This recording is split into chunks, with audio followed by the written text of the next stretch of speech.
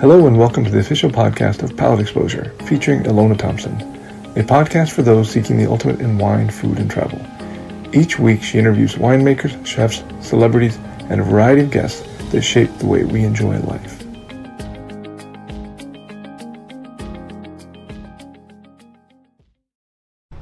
Good morning from Ilona Thompson, Palate Exposure, coming to you from Napa Valley, which is incredibly sunny and gorgeous today.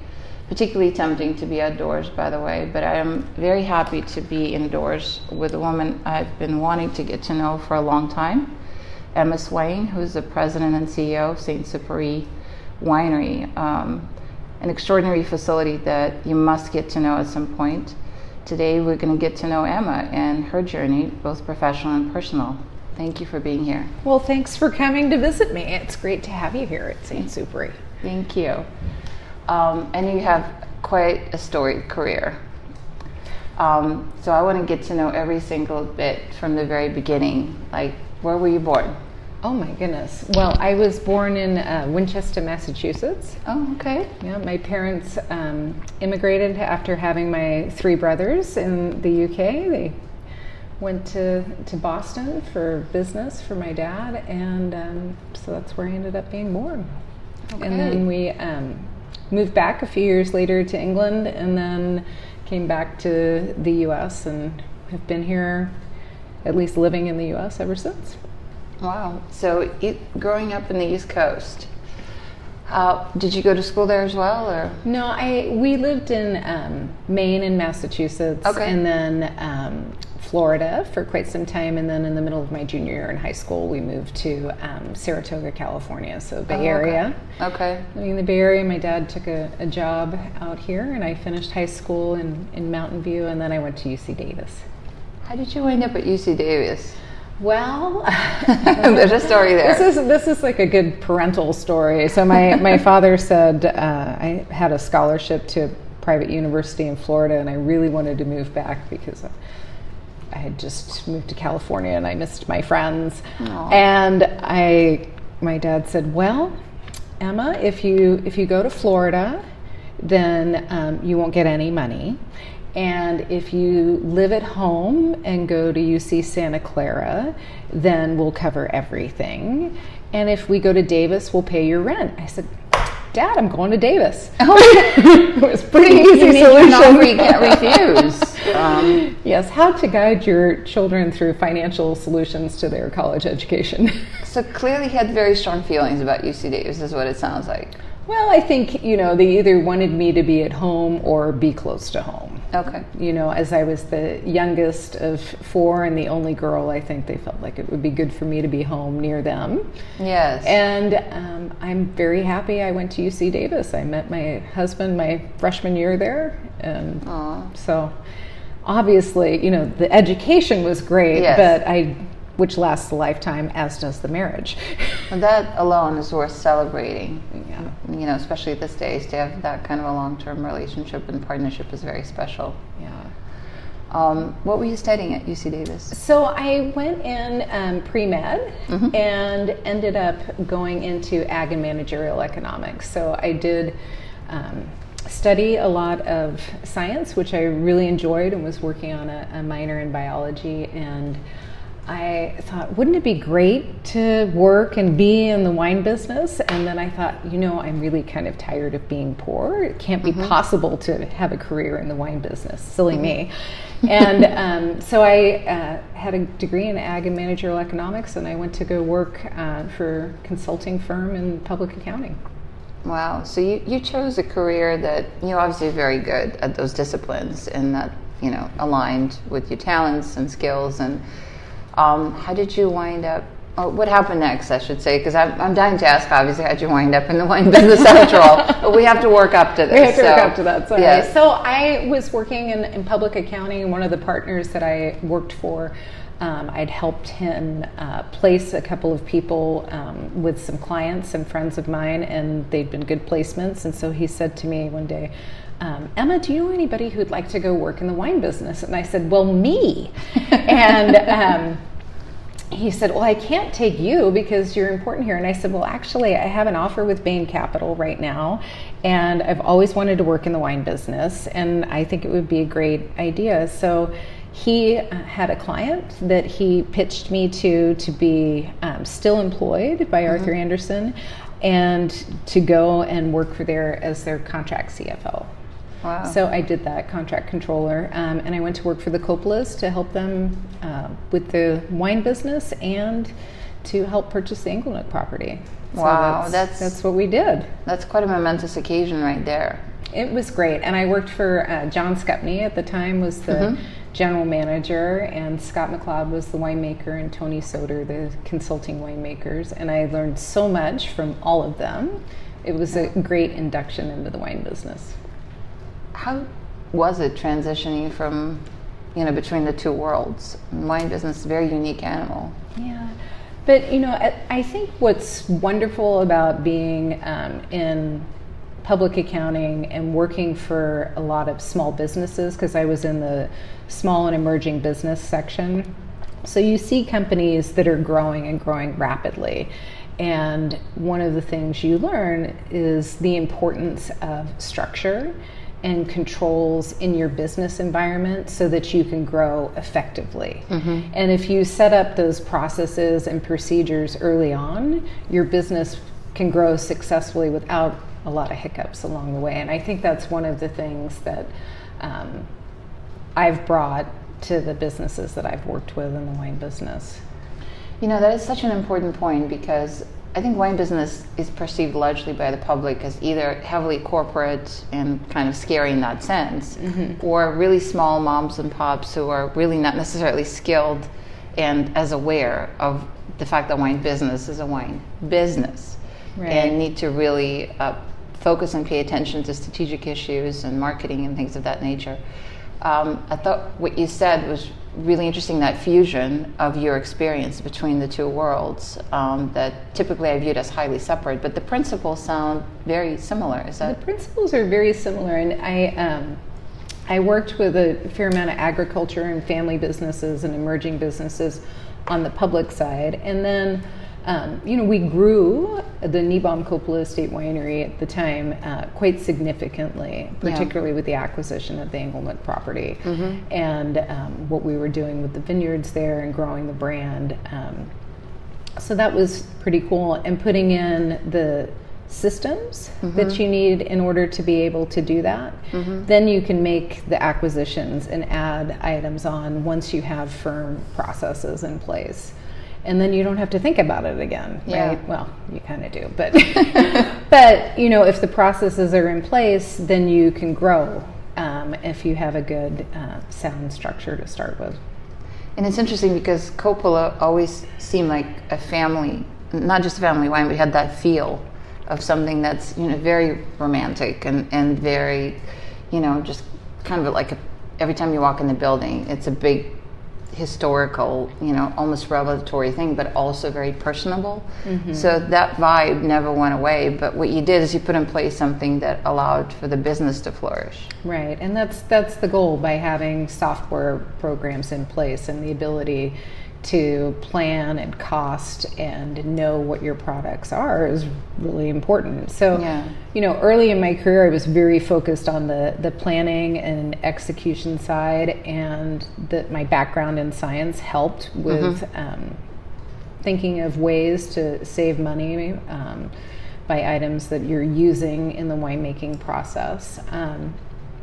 So a lot of that sort of moved along smoothly. And from the Coppolas, I went to go work for the Sebastiani family. Oh, and wow. at the time, we were about the third largest winery in the U.S. Wow. And I was with them for 13 years, and we did a lot of system improvements there. And then we sold the majority of the wineries to Constellation. So we went from about 8 million cases to 70,000 cases. Wow. And we were selling 70,000 cases, and we had about 300,000 cases worth of grape contracts. So it was fun to, go from that, where I was CFO when we were large, to becoming the COO, and then look at how do we rebrand ourselves Yeah. as a Sonoma-driven winery and be about the Sebastiani brand versus being more of a consumer products organization, which is where you get when you're 8 million cases. Yes. So that rebranding piece is also exceptionally interesting. How do you take someone that has a reputation and perception, both public and trade, and create a different one? I think that you have to walk the talk, and that may sound a little cliche, but doing what you say you're going to do and doing it well is very meaningful in our industry, both at the consumer level and at the distributor level, because our distributors are our partners and we need them to be, and they need to have faith that we're going to do what we say we're going to do. And our customers need to have faith that when they take that next bottle of Chardonnay or Cabernet and it's the same vintage or a different vintage, that it's going to be equal or better quality than what they had last time. And so executing on that, I think, is the most important thing that you can do in any wine business. You have to deliver and say what you're going to do and do it. It takes time. Yes, and that's what I was wondering about. Is it a matter of a long-term strategy and really having that vision of what this brand should look and feel like, and then building up to that? Absolutely. I mean, you have to know where you want to go, and very often I don't say I have a 5-year plan or 3-year plan, because sometimes that makes people nervous. I just say, what's the vision? What's our long-term vision? And we go to execute on that. And everything we do is focused on that long-term vision. And at St. Supery, that encompassed a number of things when I wrote that out in my first 3 months here with our team. And we ended up reaching those goals in 5 to 6 years, and everyone thought they're still far up there. So I said, okay, so now we'll go back to our little vision pyramid and we're going to make it a little more challenging. But we don't necessarily put a hard date on it, but we look at it at least a couple times a year and say, how are we doing to execute against those long-term goals? And our strategic plan and our business plan, follow that. And it's applicable to any size business, isn't it? Absolutely. You need to know where you're going, and you need to have measurements to ensure that you're going to get there. Otherwise, what's the point? Yeah. No, I love it. So, St. Supery, I had a very fortuitous and almost serendipitous opportunity to sit down with Michele Rodano, your predecessor. Yeah. It just aligned. And she, of course, spoke very highly of you. I mean, I know you were interviewed by the board of directors, but she was very much your champion and handpicked you. So she can say enough good things about that choice. Well, and that's mutual. Yeah, so it is truly an honor to sit down with such two extraordinary, I wanted to say women, but really leaders and executives in the true sense of the word, because what she started and created, and while you picked up the baton and took it further, there's the common thread of a brand that's exceptionally special, not just because it's a winery in Napa Valley, but had that vision and had that dedication to quality. But it had to have been, in some ways, big shoes to fill, even though you've had, like I said, great professional achievements. But how was it when you were first hired? It was interesting for me because it was also the first time I didn't have family nearby as far as family of the winery. The family ownership was all living in France. And so a lot of the hospitality side would fall to me, whereas at Sebastiani, I could always say to Richard and Mary Ancunio, hey, can you host these people and so forth? Because obviously hospitality is a big part of what we do. And at Sebastiani, they love to do that, and it's always fabulous to have the family members there. So that was kind of my handoff. So for me, it was more of a lifestyle balance too, because I'm very focused on achieving my goals and had been managing the international markets and sales and so forth. But the hospitality component at the winery in the evenings and stuff was a bigger time investment than I expected. Of course, very rewarding, but that was actually probably the most dramatic change for me. So being the face of the brand, really greeting guests. Yeah, I mean, I always did somewhat, because I had my own customers around the country, and to a certain degree, but not always. Yes. Right. So that was a change. And I meet nice people all over the world, and I meet nice people here all the time, so it's really not a burden. But it was different for me to say, oh, I really need to think about my schedule, because so much of the wine business crosses personal and private and business. Yes, absolutely. So, time management is not the peril for all of us. How did you harness that? I want to know just personally. You guys are now learning a lot already, but I need to know this for my own purpose. My husband might say I haven't.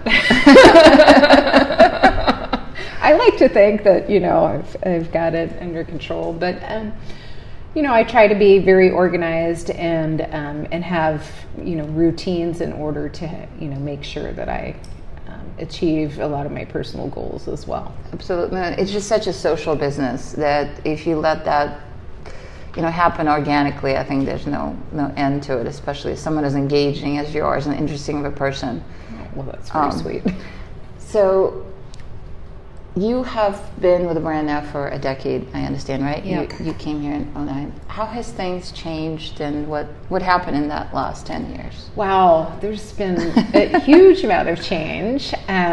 So 2 weeks after I started, our winemaker resigned. Nothing to do with me, but he had a fantastic offer, and he left. And so it was great from the perspective of, I thought I had certain priorities, and then I realized, actually, this is my number one priority, and sort of reset what I needed to focus on. But it also gave me an opportunity to dive very deeply into the vineyards and into the winery and the winery infrastructure. And we interviewed a lot of cult winemakers and amazing people who gave me and our VP of vineyard operations at the time a lot of feedback about what they thought about our vineyards, what they thought about our facility. And I think that feedback was really valuable to get early on, especially from such a diverse group of people.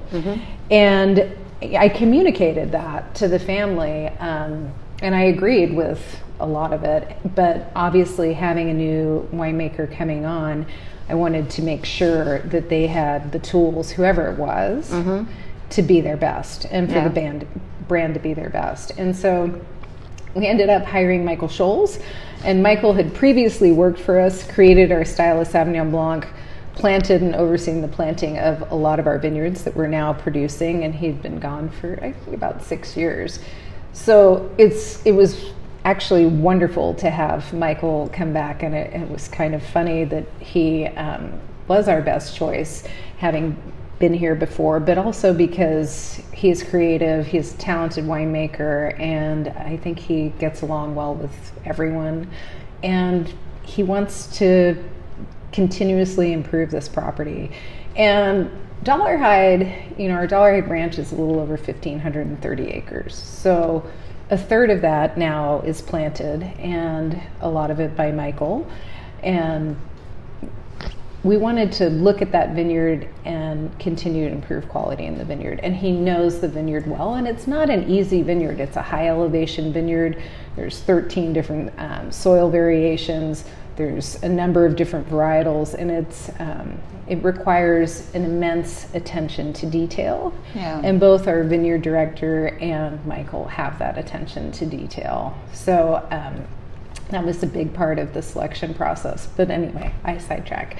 So back to what we did, I communicated a lot back to the Scally family during this time frame. And so when Michael started in June of 2009, we immediately started investing in the cellar. and making a number of changes. Some we got in place for the 2009 harvest. And by 2010, we were able to put in that whole new cellar of open-top fermenters that I showed you when we were walking around earlier, and our hand sorting system, and really huge jump in quality we saw in 2010. Combination of what we were doing in the vineyard, vintage, Michael's skill, and investment in the cellar. So very exciting for us. And we continued to invest in the cellar every year since. And in 2012, after we saw the results of what the hand sorting was doing, we added optical sorting to our roundup. So all of our red wines are sorted down to the berry. Wow. And when you're picking up a $42 bottle of Napa Estate Cabernet, that's pretty amazing. And we reinstated our focus to be 100% estate, grown, produced, and bottled. Wow. So some significant shifts. Yes, no, right? monumental. And you guys, when you come over, and notice I say when, because this property has to be seen, the cellar is absolutely a model cellar, highly functional, but looks so attractive, and you guys can actually see it, which is, I think, one of the most instructive things you can do when you visit a winery is actually at least take a look at the production side of it. And I also made a mental note when you were talking about the hiring process.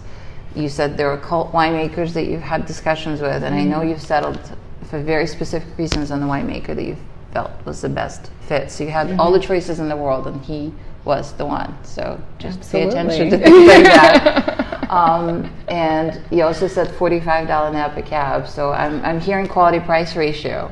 So let's talk about that. It sounds very consumer friendly. So how did you come up with a pricing structure? What drives it? What is the philosophy behind it? So, I mean, the philosophy for our wines is to make the very best wine we can every vintage. And, like you asked me earlier, how do you shift a brand perception? And for us, it was, we're going to deliver the very best estate wine possible every vintage, and you have to keep doing that over and over, and you have to keep improving it over and over to get the attention of the gatekeepers, the distributors, the consumers. And so you can't just say, well, I'm going to charge $1 zillion for this product. You have to look at what are other people charging and competitively taste the wines blind and set a price point. We try to set a price point that's strategically below what our competitive set is, because I want to be a good value, and I want to be a wine that's real, and that's why we're 100% estate. Wow, and that decision, again, to highlight the 100% estate, it's very labor intensive. You've described a vineyard that's absolutely gorgeous. There's a really large panoramic picture that just made me stop breathing for a second. It's very beautiful, but clearly intense. So having farming options that are, again, synergistic with your vision. Do you have your own dedicated crew? So yes, we have a significant crew out at they're mainly at the Dollarhide Ranch. This estate is only about 54 acres here in Rutherford. So most of the crew's time is spent out at the ranch. And we have about 25 full-time people year-round. And then we have several farm labor contractors that we work with, which enables us to grow the number of people at the ranch for about 8 months out of the year. And those employees come back year after year. It's just during the downtime between the busy parts of the year, they go and work on someone else's ranch. But we have worked with most of these groups for a very long time, and we like them, and they do a good job. So there's that level of symbiotic relationship between who tends to be a vineyard, the winemaker, and who clearly is a vineyardist. He has to be. He's very dedicated to the viticultural aspect. I know you have quite an illustrious consultant named Michel Roland. Yes. Tell me a little bit about that. I love Michel Roland. He's just so wonderful.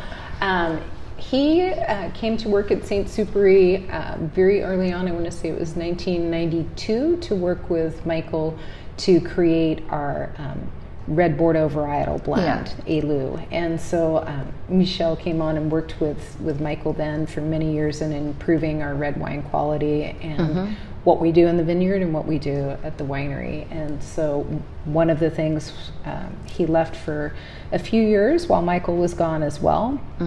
And we thought it would be great to have him come back.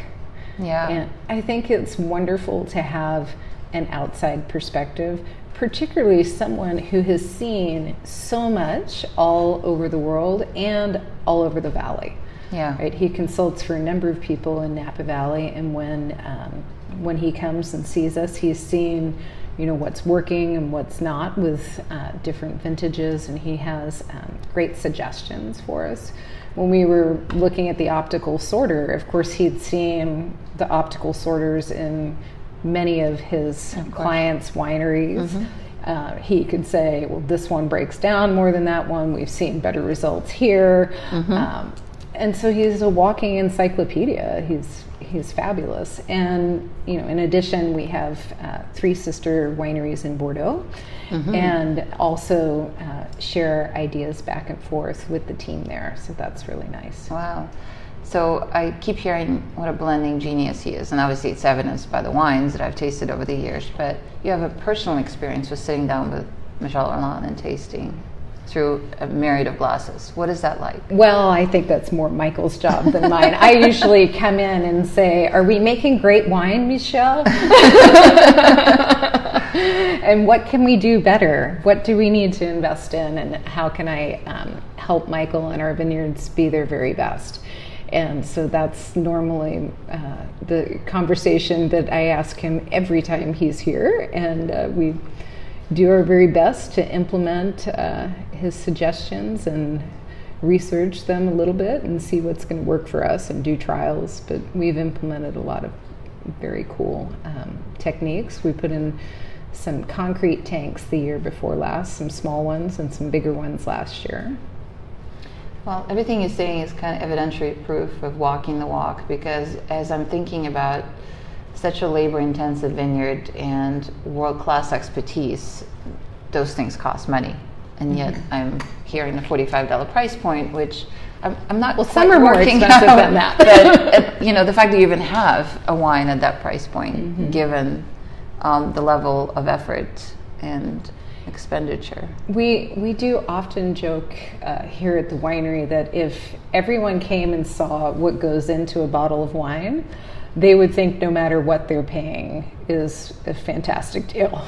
Because there's a tremendous amount of work in the vineyard, there's a tremendous amount of work in the cellar, and just to do your very best. And we have an incredibly dedicated crew in the vineyard and in the winery. And Brooke, our other winemaker, and Asael, they do a fantastic job as well supporting Michael. It sounds like a very cohesive team. And again, I just want to point to the fact that some naysayers prefer to talk about the price points and that Napa Valley wines are expensive, but there's a very good reason as to why a lot of price points, not all of them, but a lot of them are what they are. So I would encourage you guys to dig a little deeper and to find what the true story is, and not just listen to the surface-like rumblings on the price points, because there's a lot more to that story, and you just heard a really important piece of it. And when you do come over and decide to learn for yourself, which I encourage very much, what type of hospitality experience would they find here?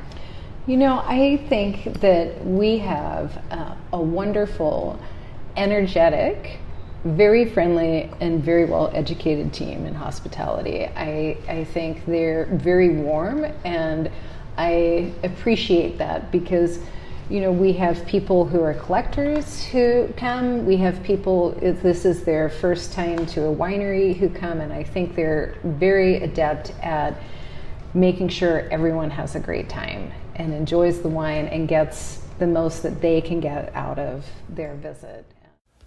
The conclusion of this interview can be found in the next podcast, already available for your download. Thanks again for tuning in to the official podcast of Palate Exposure, featuring Ilona Thompson.